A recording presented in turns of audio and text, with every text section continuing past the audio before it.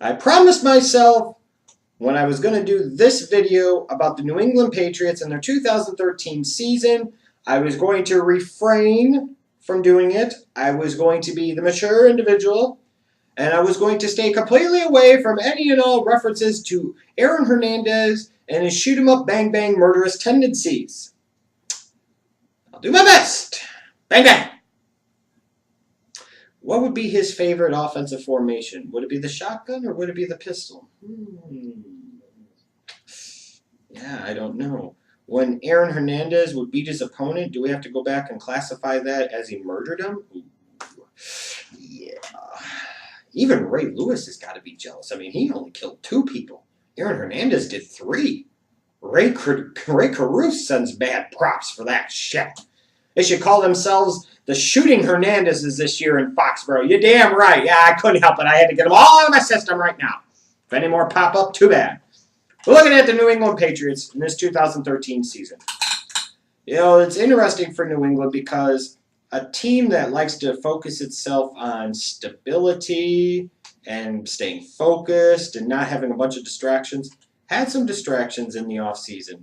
You know, you had Wes Welker in the situation of him going to Denver, going from your team to one of your main competitors in the AFC. That's not a good thing. Then obviously you had the saga that's unfolded with Aaron Hernandez wanting to go batshit and kill people.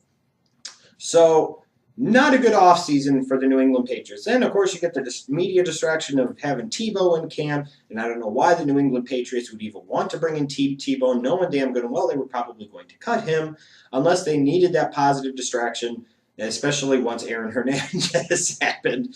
Oh, God. Bang, bang, bang, bang, bang, bang, bang. So, looking at the New England Patriots on offense, who love to run the shotgun formation. Yes, I slid that one in. Now, this is still Tom Brady's team.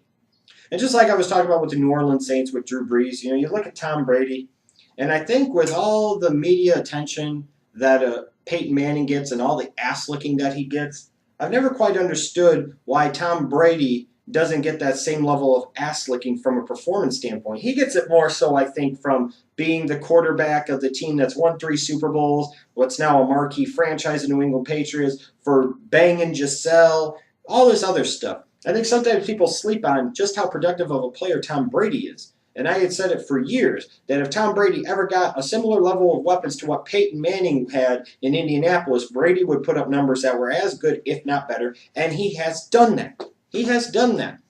The problem is for the New England Patriots in recent years, though, they've fallen too in love with the passing game. And they've fallen too in love with Tom Brady trying to do most of it on his own. It's not good, and it hasn't paid off. The last 2 times they made it to the Super Bowl, they lost.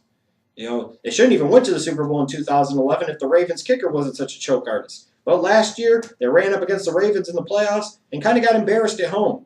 It was not a close game, especially once the second half started. They got kind of blown out of the water. So looking at this team, you look at them offensively. You're going to have Ridley as your featured running back, you would assume, but they're going to still use a lot of different running backs. I would assume you're going to see quite a bit of Shane Vereen as well. You know, they like to use a platoon of running backs. And you know what? It brought him a little bit more of a physical identity in 2012. It wasn't a bad thing. Ridley established himself as the best of the bunch, clearly, in my opinion. And it definitely did help the offense a little bit, made him a little less one-dimensional. And they're going to need that this year because they don't have the same level of talent on the outside in the passing game that they've had in years past. They don't have Randy Moss. They don't have Wes Welker. They are starting the season without Rob Gronkowski. Aaron Hernandez is lost to him. You know, they're going to need guys like Danny Amendola and Kembrell Tompkins and Aaron Dobson to step up and fill those very big shoes. They're going to get a lot of opportunities still in a New England offense that's going to throw the ball a lot. But Tom Brady's still got to have somebody to throw to. That's why it's critical they get Gronkowski back healthy 100% as soon as they possibly can. You know, it's going to be critical for this offense. I still think it's going to be a unit that can move the ball, that's going to score a lot of points, but they need these other pieces back. As far as defensively, this is a team that flat out for years, even though Belichick's supposed to be a defensive guy and a defensive-minded head coach, their unit hasn't been very good.